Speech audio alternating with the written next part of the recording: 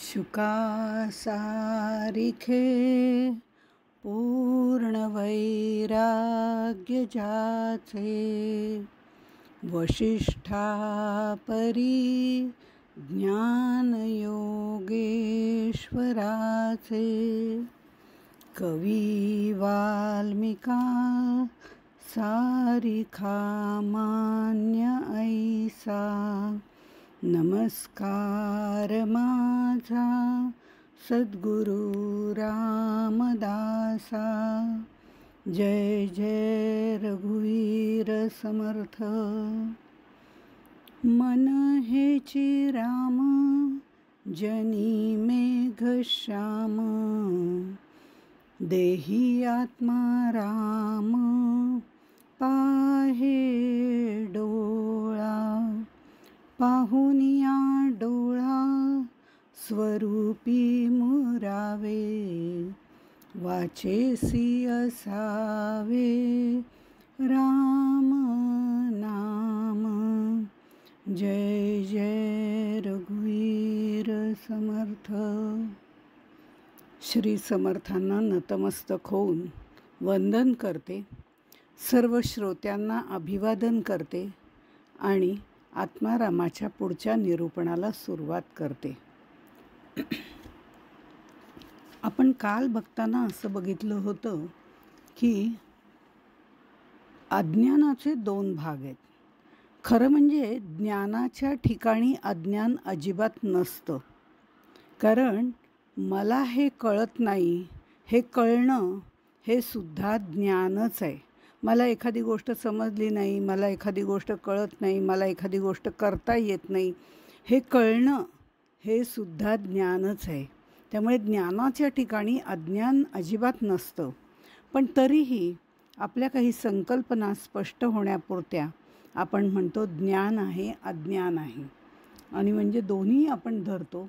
मुळात ज्ञान आणि अज्ञान असे दोन भाग घेतले तर ज्ञानाच्या ठिकाणी अज्ञान अजिबात नसतं, आणि अज्ञानाचे दोन भाग आहेत ते म्हणजे माया आणि अविद्या. आता हे शब्दच बघा ना.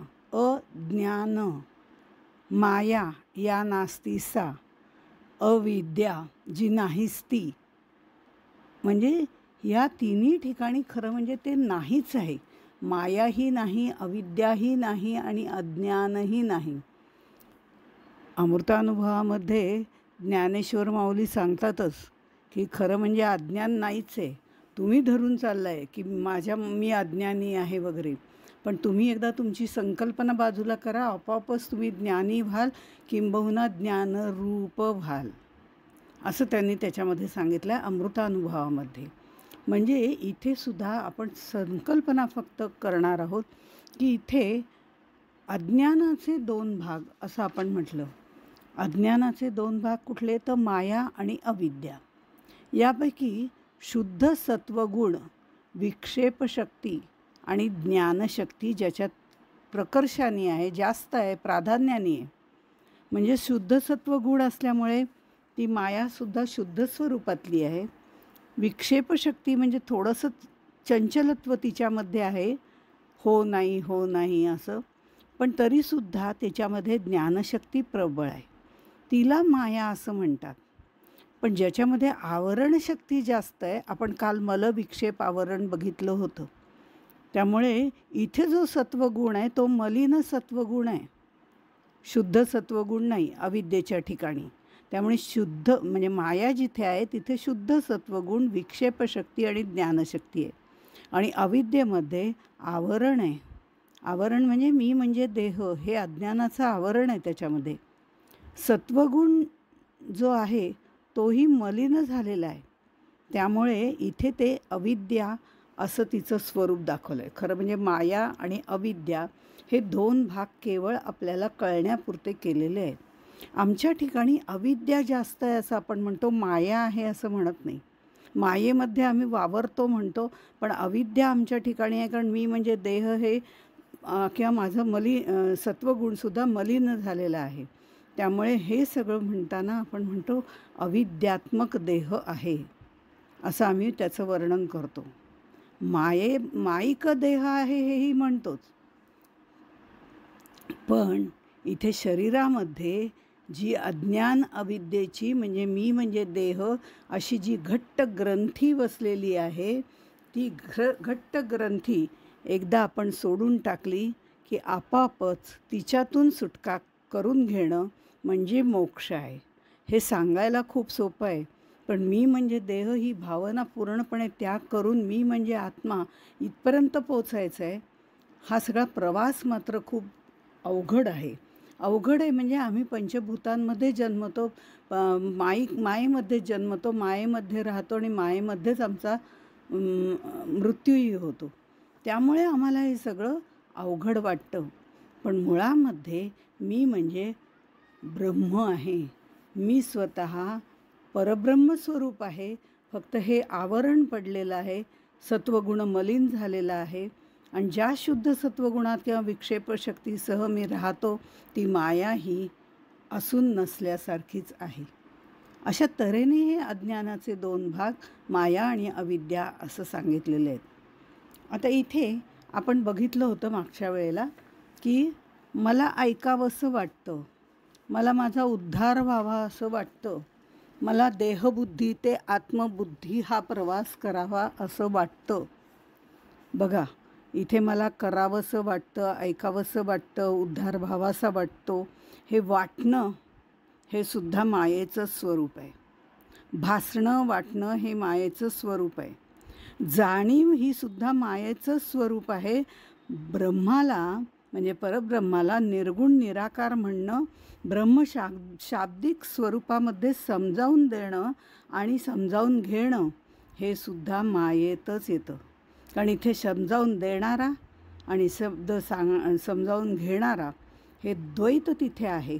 तसं शब्द आहेत, जे शब्द परब्रह्माचं वर्णन कधीच करू शकत नाहीत असं म्हटलं जातं. त्यामुळे हे सगळं जे आहे ते मायेतच येतं. त्यामुळे आपल्याला मायेचाच हात धरून, या मायेतला तरून जाऊन मायेच्या हाताला हात धरूनच आपल्याला पुढे परब्रह्मापर्यंत जायचं आहे. म्हणून समर्थ म्हणतात, माया भवसिंधूचे तारू, माया पाववी पैल पारू, माये विण उद्धारू प्राणियास नाही श्रीराम. माये करिता देव आणि भक्त, माये करिता ज्ञाते विरक्त, माये करिता जीवनमुक्त, होती स्वानुभवे श्रीराम. इथे माया भवसिंधूचे तारू म्हटलेलं आहे. कारण या मायेचाच हात धरून आपल्याला त्यातनं जायचं आहे.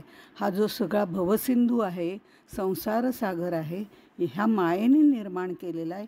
यातनंच आपल्याला बाहेर पडायचं आहे. समर्थ दासबोधामध्ये सांगताना आपल्याला देह परलोकीचे तारू म्हणतात. देह परलोकीचे तारू म्हणजे देहरूपी नौका आहे. आणि ही नौका चालवणारा कोण आहे? जीवात्मा आहे. ती चालवायला त्याला सत्कर्म आणि सत्संग याची 2 वल्ही लागतात.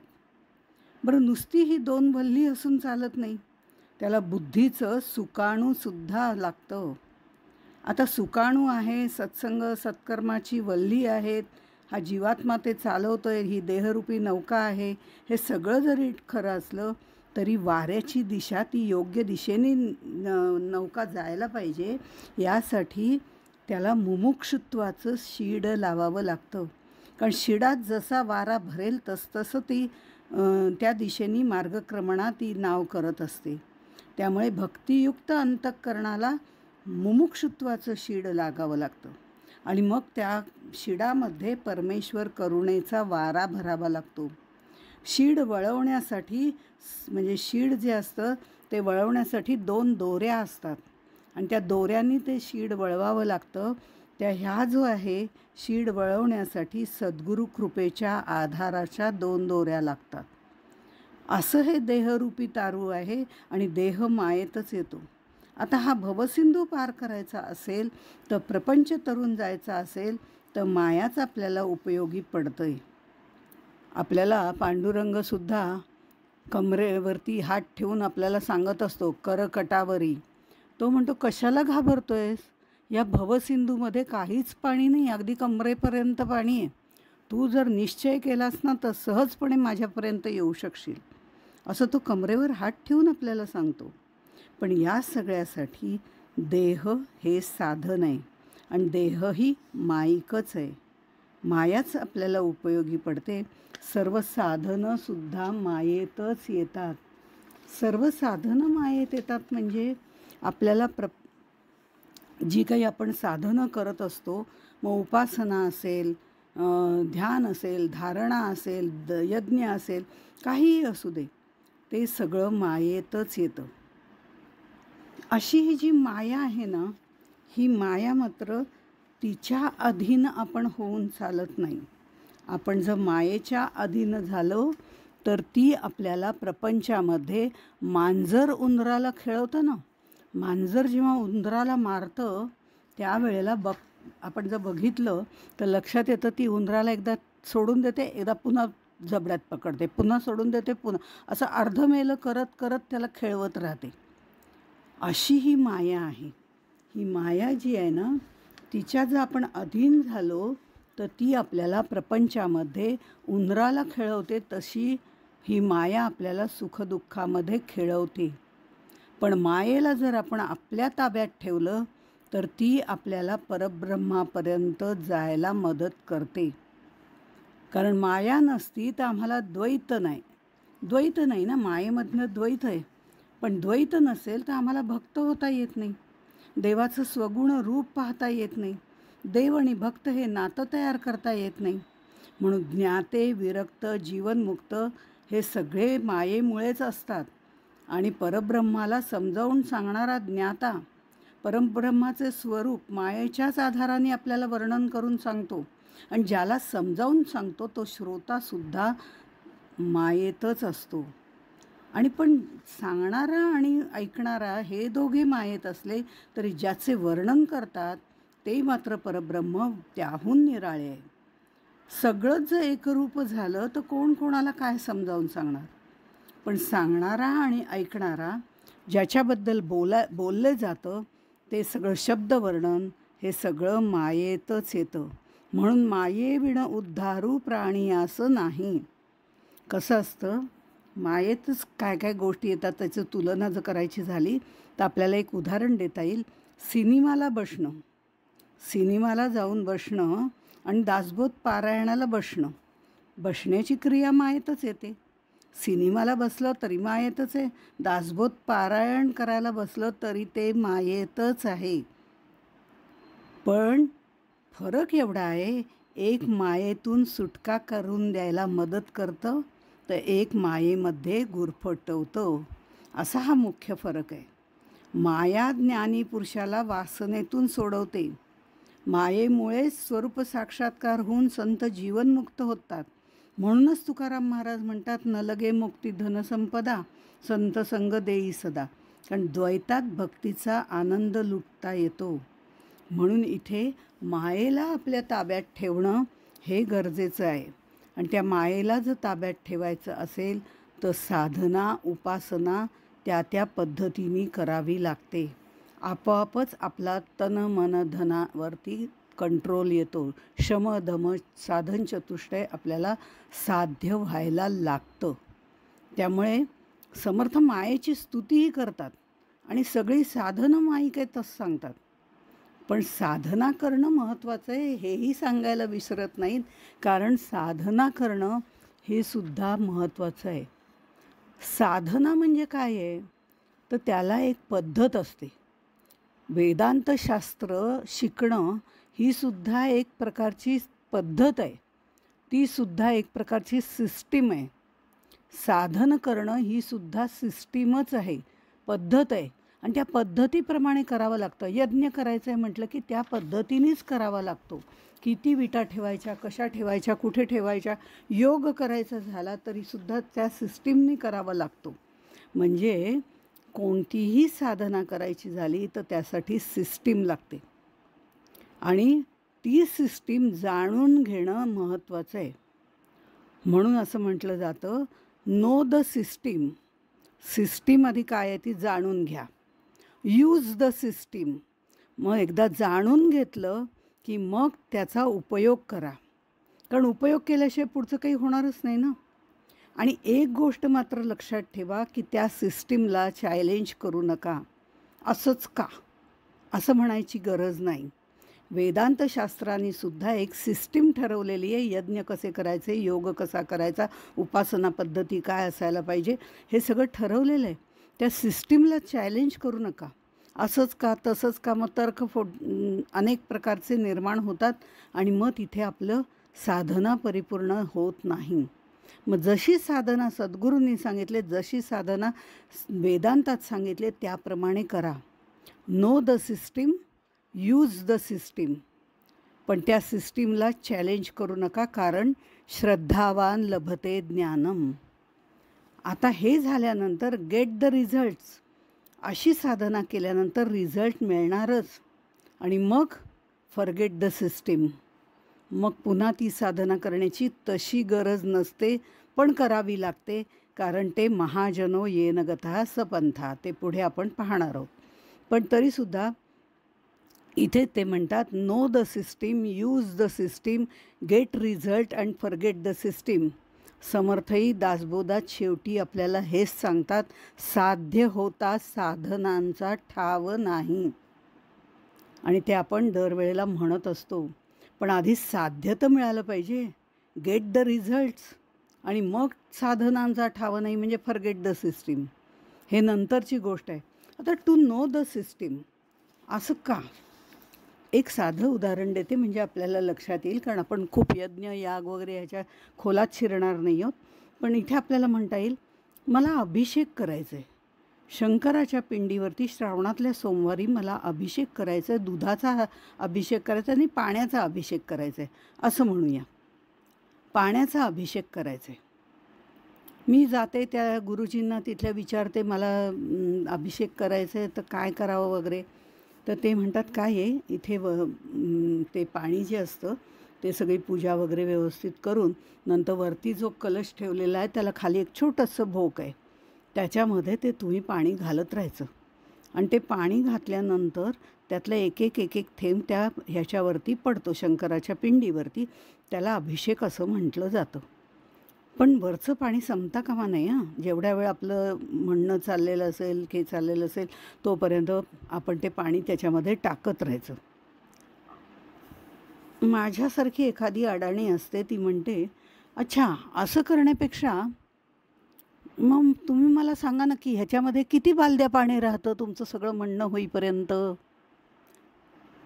टोटल किती बालद्या पाणी टाकावं लागतं? काय 2 बालद्या ह्या छोट्या आहेत, त्या 2 बालद्या तरी किमान पाणी लागतं किंवा दूध लागतं.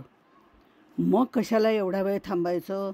मी येते 2 बालद्या दूध आणते आणि त्याच्यावरती ओतते, एकदमच टाकून देऊ ना, झाला की अभिषेक. मग त्याला अभिषेक म्हटलं जातं का? नाही. No the system. त्याच्यावर थेंब थेंब पडणं यालाच अभिषेक म्हणतात. एकदम 2 बालद्या दूध किंवा पाणी घालणं याला अभिषेक म्हणत नाही. आणि ते तसं करत असताना त्याच्याशी एकरूप होणं, यूज द सिस्टीम. ती सिस्टीम सगळी चालू असताना आपण जे म्हणत असतो त्या शंकराच्या पिंडीशी आपण एकरूप व्हायचं आहे, त्याचं रूप आठवायचं आहे, त्याचं गुण आठवायचे आहेत, ते जे काही म्हणत आहेत ते करायचं आहे. ही सिस्टीम आहे. आणि त्याच्यावर विश्वास ठेवा ना. एकदम 2 बालद्या पाणी टाकण्यात काय पॉईंट आहे? श्रद्धावान लभते ज्ञानम. आणि मग अभिषेक झाल्यावर मग प्रसाद नैवेद्य म्हणजे कसं छान वाटतं. अशासाठी म्हटलेलं आहे की know the system, use the system, get result and forget the system. साध्य होता साधनांचा ठाव नाही. पण तिथपर्यंत जायला आपल्याला आधी मुळामध्ये मायेतून बाहेर पडावं लागतं ना. या साधनं जी आहेत ती माईकच आहेत, पण साध्य जे आहे, लास्ट डेस्टिनेशन ज्याला म्हटलं जातं, ते परब्रह्म मात्र सत्य आहे. त्यामुळे साधना माईक असली, ती मायेमध्ये राहूनच करायची असली तरी त्याच्याच साहाय्याने त्या परब्रह्माकडे, त्या शाश्वत सत्याकडे आपल्याला जायचं आहे.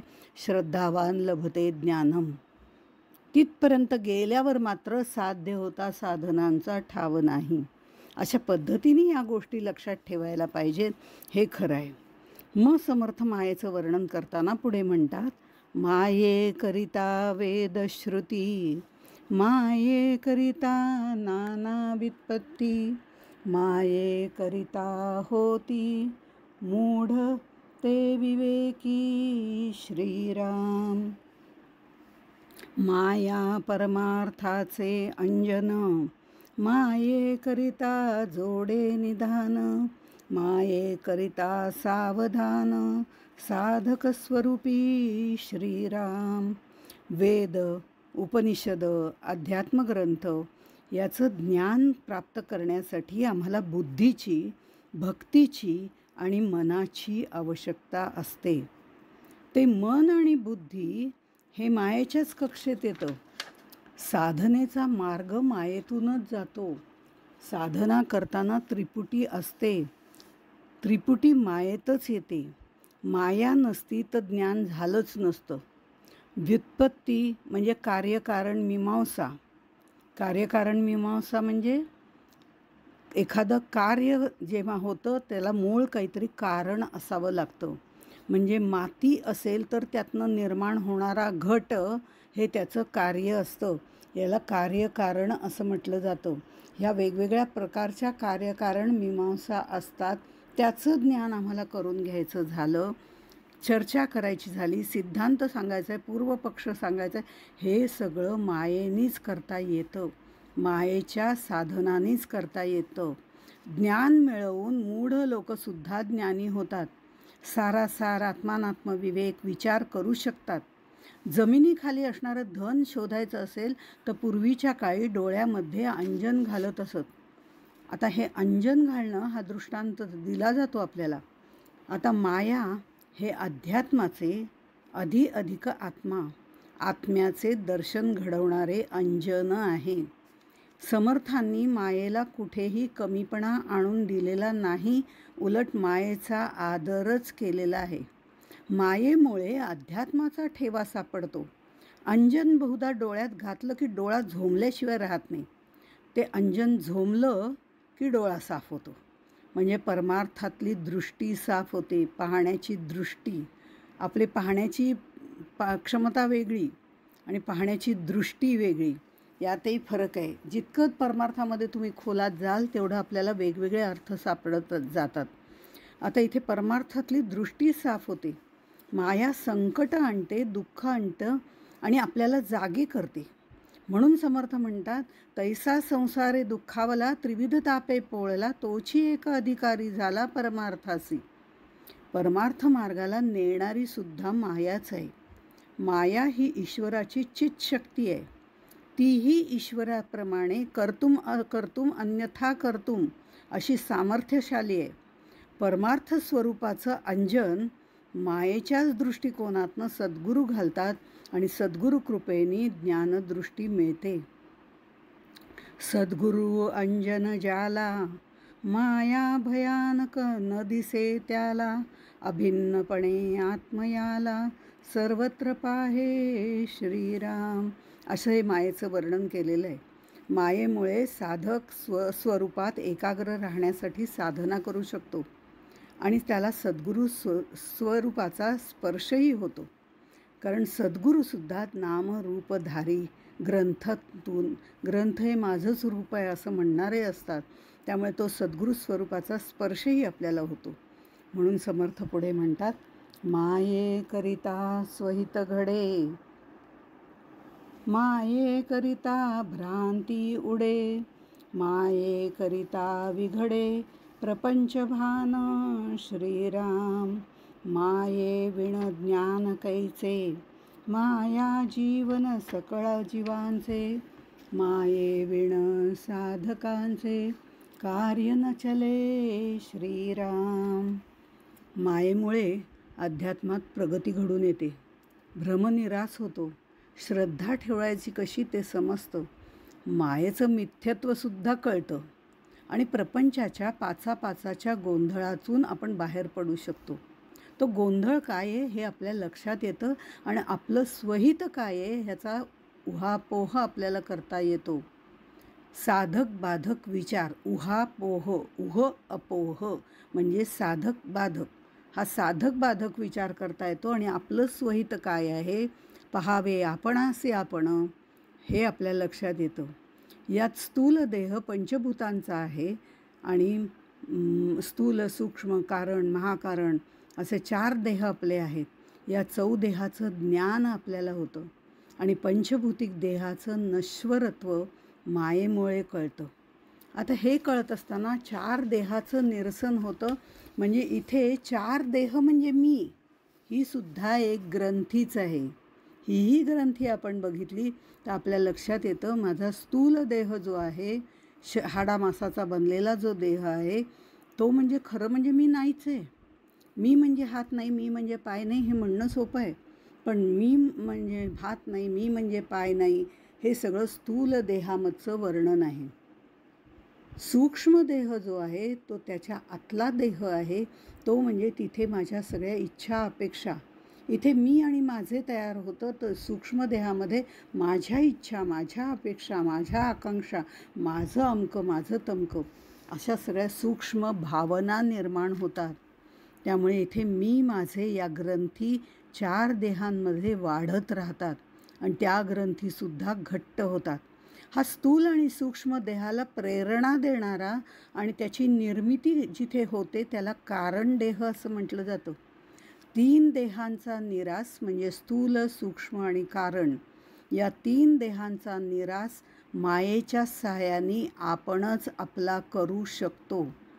स्थूल देहाचाही करू शकतो कारण हे माईक आहे हे आपल्याला कळतं. आपलाच जर एखादा गुडघा दुखतोय असं आपण म्हटलं तर आपण त्या गुडघ्याला समजावू शकतो की बाबा आज तू दुखतोयस रे, जरा विश्रांती घे बरं का, असं म्हणून त्याच्यावरनं हात फिरवून आपण त्याला सांगू शकतो. त्याच वेळेस दुसऱ्या गुडघ्याला आपण सांगतो आज त्याला जरा बरं वाटत नाही आहे बरं का, आता तू जरा थोडं जास्तीचं काम कर बरं का, आजच्या वेळ इतके दिवस त्याने तुला साथ दिली की नाही.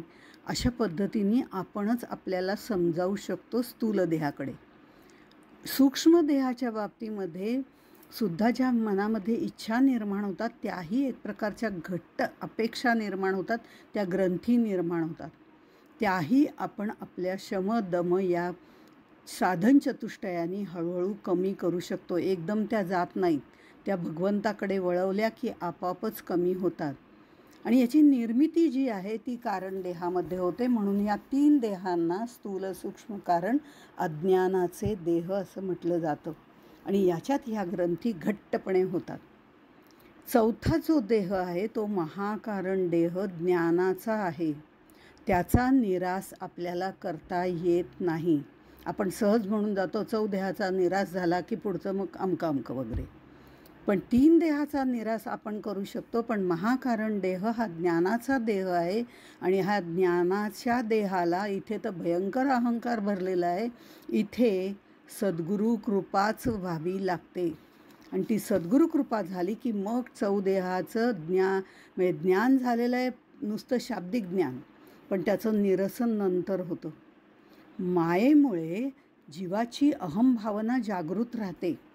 या 3 देहामध्ये ती असते, ती आपल्याला कमी करता येते, अहंता अहंकार वगैरे, पण अहमची सूक्ष्म जाणीव आपल्या गरजेची आहे.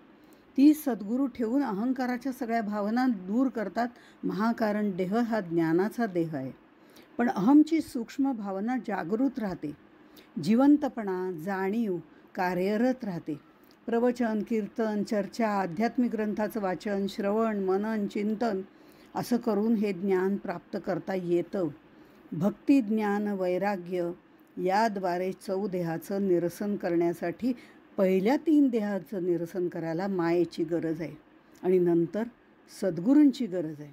सद्गुरू हेही मायेतच येतात. थोडं वाक्य वेगळ्या पद्धतीने सांगते, कारण सद्गुरूची गरज आहे महाकारण देह दूर करायला. ते शबल रूप धारण करून येतात. आमच्या डोळ्यासमोर सद्गुरूंचं रूप असतं, आमच्या डोळ्यासमोर सद्गुरूंचा ग्रंथ असतो, त्यातली वाक्य आम्ही लक्षात ठेवतो आणि सद्गुरू वाक्य प्रमाण मानतो आणि त्याप्रमाणे उपासना करतो. हे सगळं मायेतच येतं. म्हणून आत्ता इथे महाकारण देहाचं निरसन करण्यासाठी असलेला सद्गुरू इथे शबल रूपात आहे, पण जे ते एका दृष्टीने बघता ते परब्रह्माशी एकरूप झालेलं तत्त्वसुद्धा आहे. तत्वरूपाने ते परब्रह्माशी एकरूप झालेले आहेत, पण शबल रूपाने नामरूप धारण करून, देह धारण करून ते आमच्यासाठी उभे आहेत. मग भले ते नसतील तरी त्यांचे ग्रंथ आमच्यासाठी आहेत.